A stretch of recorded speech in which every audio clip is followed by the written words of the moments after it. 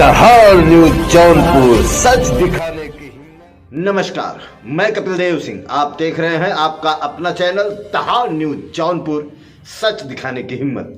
Breaking news, बड़ी खबर आ रही है उत्तर प्रदेश के जनपद जौनपुर के मनियाहू तहसील अंतर्गत रामनगर ब्लॉक के रामनगर 2 ग्राम सभा से। आपसे बता दूं कि विकसित भारत संकल्प यात्रा का बड़ा ही शानदार तरीके से आयोजन रामनगर 2 ग्राम सभा में किया गया। आपसे बता दूं कि ब्लॉक डेवलपमेंट अधिकारी रामनगर अभिनव सरोज के कुशल नेतृत्व में देखरेख में इस भारत विकसित संकल्प यात्रा का आयोजन किया गया।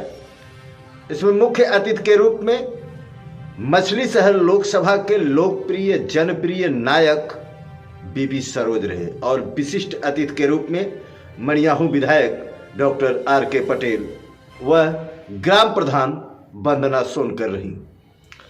आपसे बता दूं कि इस मौके पर वरिष्ठ समाज सेवी चंद्र प्रकाश सिंह पप्पू, भाजपा मंडल अध्यक्ष मनियाहू राजेश सिंह, अरविंद सिंह मखड़ू प्रमुख रामनगर पूर्व ब्लॉक प्रमुख, डॉक्टर अजय सिंह भूमि विकास सहकारी बैंक चेयरमैन, दैनिक जागरण के वरिष्ठ पत्रकार अनिल सिंह के साथ साथ ग्राम प्रधान रामनगर वंदना सोनकर व उनके पति जिलेदार सोनकर उपस्थित रहे। सुरक्षा के दृष्टिकोण से शैलेश कुमार बागी, जो सुरक्षा के जवान, भारत सरकार में कार्यरत सिपाही, जो सुरक्षा के दृष्टिकोण से सांसद जी के साथ हमेशा रहते हैं, उनका नाम शैलेश कुमार बागी, ओम प्रकाश यादव, रमाकांत सरोज, और जो उनके बाउंसर थे उनका नाम नीरज सरोज व जंगीलाल, जो कि सुरक्षा के दृष्टिकोण से वहां पर उपस्थित रहे। आपसे बता दूं कि सर्वप्रथम जब भाजपा मंडल अध्यक्ष राजेश सिंह मनियाहू ने अपने संबोधन में सभी आए हुए आगंतुकों का और जनता का आभार व्यक्त किया, साथ ही साथ भारत सरकार द्वारा किए गए जो काम हैं उनके बारे में बताया, जो योजनाएं हैं उनके बारे में बताया। तत्पश्चात मछली शहर लोकसभा के लोकप्रिय सांसद बीबी सरोज ने अपने संबोधन में भारत सरकार की जमकर तारीफ की, उनके द्वारा किए गए कार्यों की जमकर तारीफ की, और जब उन्होंने बताया कि योगी सरकार इस समय सबका साथ, सबका विकास एवं सबके विकास के तर्ज पर काम कर रही है और जितनी भी योजनाएं हैं न किसी जात पात न किसी धर्म का भेदभाव किए बगैर सभी को एक समान नज़र से देखते हुए इन योजनाओं का लाभ उन तक पहुंच रहा है। और हमारी सरकार यानी मोदी सरकार की ये मंशा है कि जब तक समाज के अंतिम पायदान पर खड़े व्यक्ति के पास सभी योजनाओं का लाभ नहीं पहुंच जाएगा, तब तक हमारा ये संकल्प यात्रा, विकसित भारत संकल्प यात्रा सफल नहीं होगा। उसके बाद वहां पर उपस्थित सभी ने सांसद बीपी सरोज को अंगवस्त्रम, मोमेंटो और माल्यार्पण कर स्वागत किया। सांसद बीपी सरोज ने अपने हाथों से प्रधानमंत्री आवास और मुख्यमंत्री आवास योजना के तहत लाभार्थियों को प्रमाण पत्र दिए। और सबसे बड़ी बात मैं आपको बताऊं कि आयुष्मान भारत कार्ड, आयुष्मान कार्ड के बारे में उन्होंने विकसित से बताया और उनके लाभार्थियों को कार्ड भी अपने हाथों से दिया। समूह की जो महिलाएं थी उनको भी उनके उत्कृष्ट कार्य के लिए प्रमाण पत्र दिया। तमाम योजनाओं को उन्होंने बताया। उसके बाद वहाँ पर स्टॉल लगा हुआ है, जैसा कि आप विजुअल में देख पा रहे हैं कि स्टॉल लगा हुआ है। वहाँ पर जो छोटे बच्चे थे उनका अन्नप्राशन और जो गर्भवती महिलाएं थी गोद भराई का रस्म भी बड़े ही शानदार तरीके से किया। आपसे बता दूं कि करीब 2 से 3 हज़ार की संख्या में उपस्थित लोगों ने, जिसमें महिलाएं बढ़ चढ़ कर हिस्सा ली, जमकर ताली बजाई और प्रधानमंत्री नरेंद्र मोदी जिंदाबाद के नारे भी लगाए। तत्पश्चात ग्राम प्रधान के आवास पर मिष्ठान का भी प्रोग्राम किया गया और वहां पर आए हुए सभी आगंतुकों को, जो ग्रामवासी थे, जो दूर दराज से आए हुए थे, सभी को मिष्ठान की व्यवस्था किया गया, जलपान की व्यवस्था किया गया, जिसकी तारीफ इस समय पूरे मणियाहू नगर में, मणियाहू तहसील क्षेत्र में बड़े ही जोरों शोरों पे है। तो आपसे बता दूं कि भारत सरकार की जो मंशा है, प्रधानमंत्री आदरणीय नरेंद्र मोदी जी की जो मंशा है, उस मंशा को लेकर के मछली शहर लोकसभा के लोकप्रिय सांसद बीपी सरोज प्रतिदिन 3 से 4 गांवों में जाकर विकसित भारत संकल्प यात्रा के तहत सभी योजनाओं के बारे में बताना, लोगों को जागरूक करना, ये बड़ी ही अच्छी पहल है सांसद बीपी सरोज की तरफ से। और मैं आपसे बताऊं कि वहां पर उपस्थित महिलाओं ने कहा कि मछली शहर लोकसभा को ऐसा सांसद आज तक नहीं मिला था जो हर किसी की बात को सुनता है।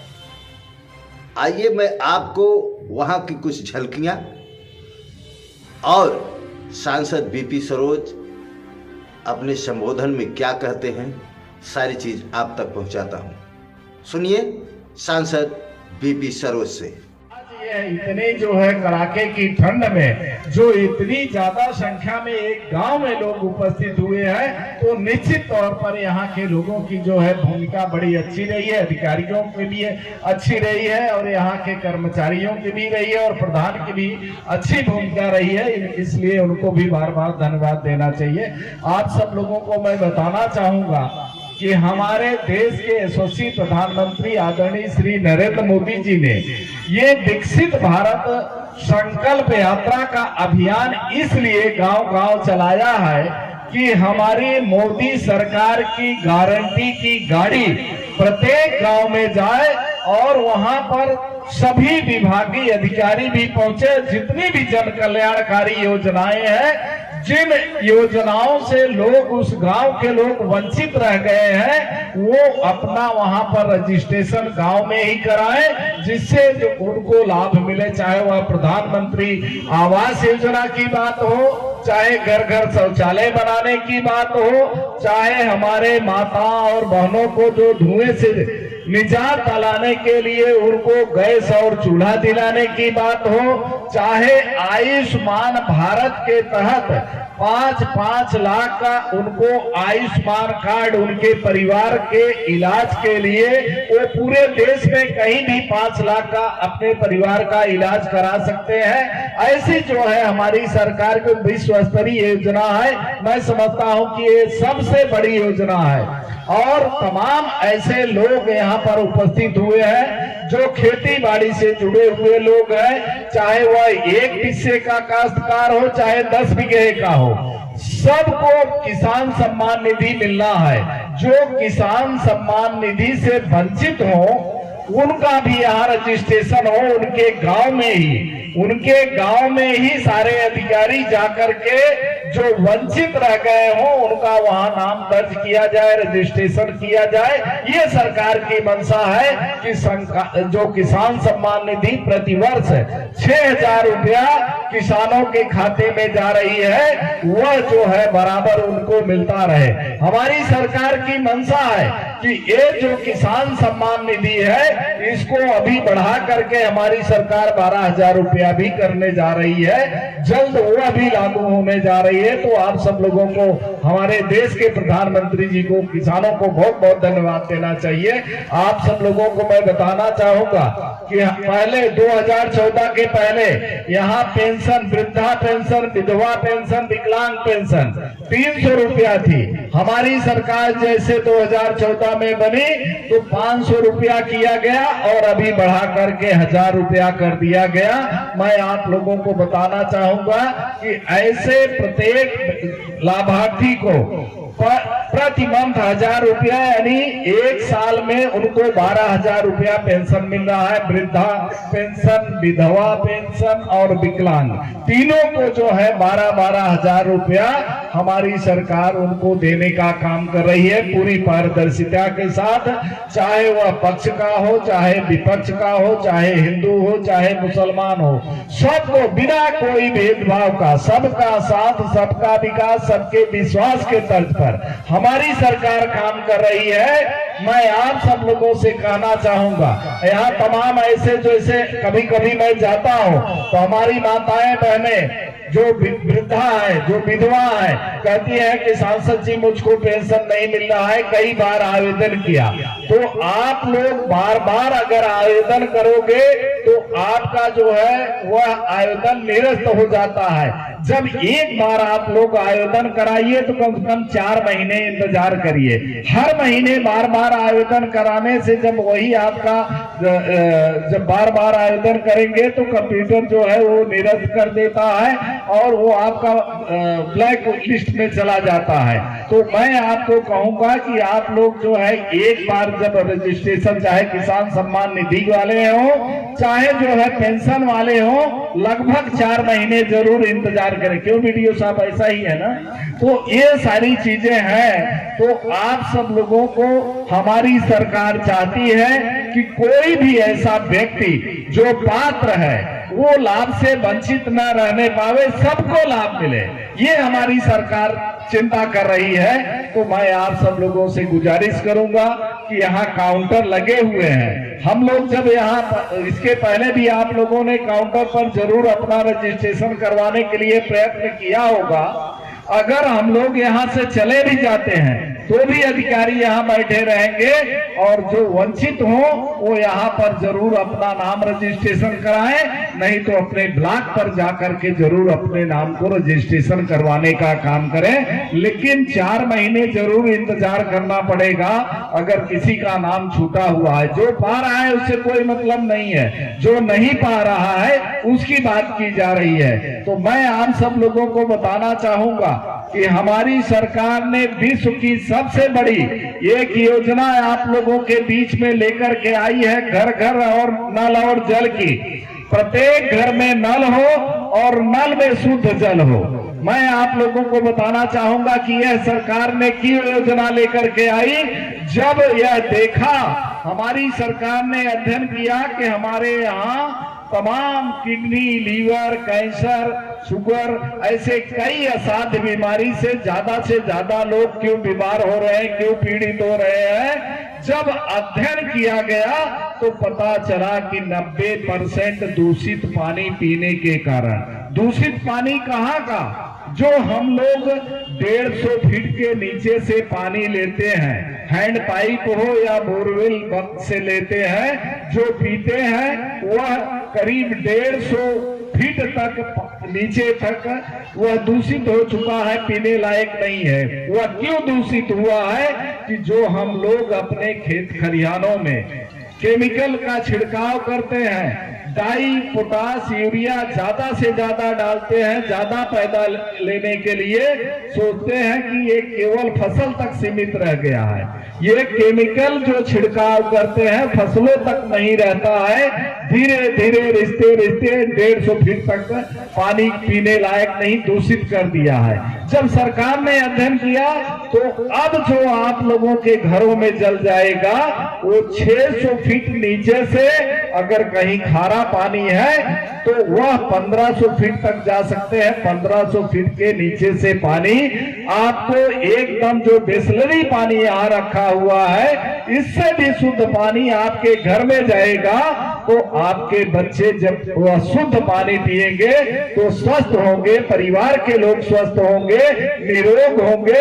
ये सरकार चिंता करने का काम कर रही है। मैं आप लोगों को ये भी बताना चाहूंगा, आप लोगों को ये बताना चाहूंगा कि हमारी सरकार ने जितना ये 9.5 वर्षों में कार्य किया है, इसके पहले की सरकार 66 वर्षों में उतना काम नहीं किया जितना ये मोदी सरकार ने 9.5 वर्षों में। मैं आप लोगों को बताना चाहूंगा कि चाहे वह मेडिकल का, चाहे हेल्थ की बात हो, स्वास्थ्य की बात हो, चाहे सड़क हो, चाहे बिजली हो, चाहे पानी हो, हर पहलू पर विशेष जो है यह हमारी सरकार ने कार्य किया है। इसके पहले पूरे 2014 के पहले पूरे देश में 6 एम्स थे और ये 9.5 वर्षों में नए 13 एम्स बनाए गए। पूरे देश में हमारी सरकार ने बनवाने का काम किया।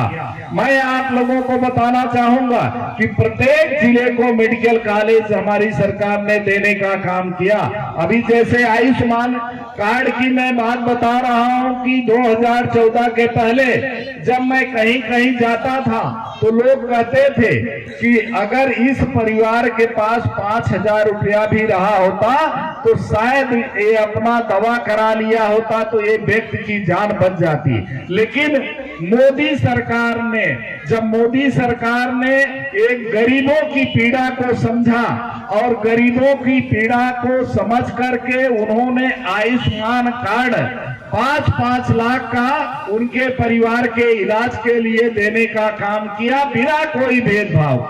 कोई भी हो, किसी भी धर्म जाति समुदाय का व्यक्ति हो। मैं आप लोगों को बताना चाहूंगा कि मोदी जी खुद गरीब परिवार में पैदा हुए थे। गरीबी क्या होती है, गरीबों की पीड़ा क्या होती है, ये हमारे देश के प्रधानमंत्री आदरणीय श्री नरेंद्र मोदी जी खुद जानते हैं। इसलिए सैकड़ों जो है गरीबों को लिए उनके कल्याणकारी योजनाएं लेकर के उनके कल्याण के लिए लाए हुए हैं। चाहे जितने भी आपको मैं बता रहा हूं, जैसे अभी इसके पहले भी गिनाया हूं, प्रधानमंत्री आवास कौन दे रहा है? मोदी सरकार दे रही है। घर घर जो है शौचालय बनाने का काम कौन कर रहा है? मोदी सरकार कर रही है। उज्ज्वला योजना के तहत माताओं बहनों को धुएं से निजात दिलाने के लिए गैस और सिलेंडर देने का काम कौन कर रहा है? चूल्हा देने का काम कौन कर रहा है? मोदी सरकार कर रही है। किसानों को सम्मान निधि देने का काम कौन कर रहा है? मोदी सरकार कर रही है। वृद्धा पेंशन, विधवा पेंशन, विकलांग पेंशन, ऐसे तमाम योजनाएं आप लोगों के बीच में ला करके अगर मोदी सरकार सब काम कर रही है तो मैं आप लोगों से कहना चाहूंगा कि जब भी आप लोग अपने पोलिंग बूथ पर जाइए, वोट देते समय जो आपका सारा काम कर रहा है, तो मैं कहूंगा कि वहां जब पोलिंग बूथ पर पहुंचिए तो एक ही निशान ढूंढिए कि कमल का फूल, कमल के फूल के सामने वाली बटन को दबा करके तीसरी बार मोदी सरकार बनाने का काम करिए, जिससे यह देश आगे बढ़े, देश प्रगति पर जाए, यहाँ के लोग प्रगति पर जाए। मैं आप लोगों को बताना चाहूंगा कि बगल में ही एक देश है पाकिस्तान, वहां के लोगों को देखिए टीवी न्यूज चैनल पर आप अक्सर देखते होंगे कि वहां रोटी और आटे के लिए, पानी के लिए, स्वास्थ्य की दवाइयों के लिए लोग परेशान हैं। वहां पाकिस्तान के लोग कहते हैं कि हमारा अगर प्रधानमंत्री हो तो मोदी जैसा हो, मुख्यमंत्री हो तो मोदी जैसा होना चाहिए। आज जब कोरोना महाकाल आया तो 80 करोड़ जनता को फ्री में राशन आज तक हमारी सरकार दे रही है। और हमारे देश के प्रधानमंत्री आदरणीय श्री नरेंद्र मोदी जी ने फिर उन्होंने कहा है कि 5 साल तक गरीबों को 80 करोड़ जनता को राशन मिलता रहेगा। मैं आप लोगों को बताना चाहूंगा कि ऐसे तमाम योजनाएं, जैसे स्वास्थ्य से मैं गिना रहा था, तो जैसे किडनी, लीवर, कैंसर, तमाम लोग लाखों रुपया जो है दवा में खर्च करते हैं। ऐसे लोगों के लिए हमारी सरकार ने, मोदी सरकार ने 9,300 जन औषधि केंद्र खोलने का काम किया है कि 1 लाख रुपए की अगर दवा है तो मात्र 20,000 में मिलेगी। 80% छूट जो है हमारी सरकार देने का काम कर रही है कि 100 रुपए की दवा को मात्र 20 रुपए में। 2014 के पहले जब किसी भी प्राथमिक सामुदायिक स्वास्थ्य केंद्र पर जाते थे तो मुश्किल से पैरासिटामॉल मिलता था। आज अगर आप वहां पर जाएंगे तो 200 के ऊपर किस्म की दवाइयां आपको वहां पर मिलेंगी। पूरा जो है पारदर्शिता के साथ काम हो रहा है। आप इसके पहले की सरकार में लोग कहते थे कि हम अगर 100 रुपया भेजते हैं तो 85 रुपया बिचौलिए खा जाते हैं और 15 रुपया मुश्किल से लाभार्थी तक पहुंचता है। लेकिन आज मैं आप लोगों को बताना चाहूंगा कि मोदी सरकार में सारे बिचौलिए खत्म कर दिए गए। अगर जो भी आपको मिलना है तो डायरेक्ट आपको लाभ, जितना भी लाभ मिलना चाहे, आवास का पैसा 1,20,000 मिलना है तो डायरेक्ट खाते में जाना है, किसान सम्मान निधि मिलना है तो डायरेक्ट किसानों के खाते में प्रतिवर्ष 6,000 जाना है। अगर आपको शौचालय का पैसा मिलना है तो 12,000 डायरेक्ट खाते में जाना है। पेंशन मिलना है हमारी माताओं बहनों को, वृद्ध लोगों को, तो उनको डायरेक्ट प्रतिवर्ष 12,000 उनके खाते में जा, सब डायरेक्ट हो गया। इनडायरेक्ट अब खत्म हो गया। मोदी सरकार में बिचौलिए समाप्त कर दिए गए। तो मैं आप सब लोगों को इतना कहूंगा कि हमारे भारत देश के लोग, हम सब लोग भाग्यशाली हैं कि मोदी और योगी जैसे, मोदी तो जो है केंद्र में प्रधानमंत्री के रूप में मिले हैं और योगी मुख्यमंत्री के रूप में प्रदेश में मिले हैं। दोनों संत हैं, दोनों देशभक्त हैं, देश की प्रगति की चिंता कर रहे हैं, देश कैसे आगे बढ़े, यहाँ के गरीब मजदूर नौजवान किसान कैसे आगे बढ़े, इसकी चिंता करने का काम कर रहे हैं। आपको मैं गिनाऊं कि इतनी योजनाएं, सैकड़ों योजनाएं फ्री में सरकार चलाने का काम कर रही है। अगल बगल के देश ये कहते हैं कि भारत देश में जितनी योजनाएं फ्री चल रही है, अगर इतना योजना हम लोग अपने देश में चलाएं तो हमारा देश कंगाल हो जाएगा। और मैं आप लोगों को बताना चाहूंगा, इसके बावजूद भी 2014 के पहले हमारे देश की अर्थव्यवस्था क्या थी? हम 12वें स्थान पे थे, आज हम 5वें स्थान पे हैं। और मोदी जी के नेतृत्व में ये 2024-25 तक ये हम तीसरे स्थान पे, पूरे देश, पूरे दुनिया में हम तीसरे नंबर का देश रहे अर्थव्यवस्था में। ऐसा हमारा देश प्रगति पर जा रहा है, आगे बढ़ने जा रहा है। तो अगर देश तरक्की कर रहा है ऐसे प्रधानमंत्री जी के नेतृत्व में, तो मैं समझता हूं कि यहाँ जातिवाद और परिवारवाद की राजनीति से हट करके देश की राजनीति करना चाहिए, देश हित में सोचना चाहिए कि किसके नेतृत्व में हमारा यह देश मजबूत होगा, यहाँ के लोग मजबूत होंगे, हमारा देश कैसे विकसित राष्ट्र की श्रेणी में अग्रणी में खड़ा रहेगा। जो मोदी जी परिकल्पना की है, जो उन्होंने कहा है कि हमारा 2047 तक संपूर्ण भारत, विकसित भारत, पूरे दुनिया में विकसित भारत की श्रेणी में कहलाएगा। मैं समझता हूं कि जिस गति से हमारे देश का ग्रोथ हो रहा है, देश आगे बढ़ रहा है मोदी जी के नेतृत्व में, तो ये मैं समझता हूं कि 2030 तक ही हम 2047 के पहले ही हमारा देश नंबर 1 देश बन जाएगा। मोदी जी के नेतृत्व में जिस गति से यह तरक्की कर रहा है, आगे बढ़ रहा है। 2014 के पहले हम सब लोग मोबाइल लेकर के, देखिए हमारे कपिल जी रिकॉर्डिंग कर रहे हैं, तो मैं आप लोगों को बताना चाहूं 2014 के पहले हम लोग मोबाइल दूसरे देशों से मंगाते थे, खरीदते थे। आज हमारा देश में, हमारा यह भारत देश मोदी जी के नेतृत्व में पूरे दुनिया में दूसरे स्थान का मोबाइल का मैन्युफैक्चरर और निर्यातक बन गया। आज ये गति पड़ रही है। चाहे हमारे जितने भी हमारे युद्ध के सामान हो, जल सेना हो, थल सेना हो, नभ सेना हो, लड़ाकू विमान हो, जितनी सारी चीजें थे, हम लोग पहले दूसरे के ऊपर डिपेंड रहते थे।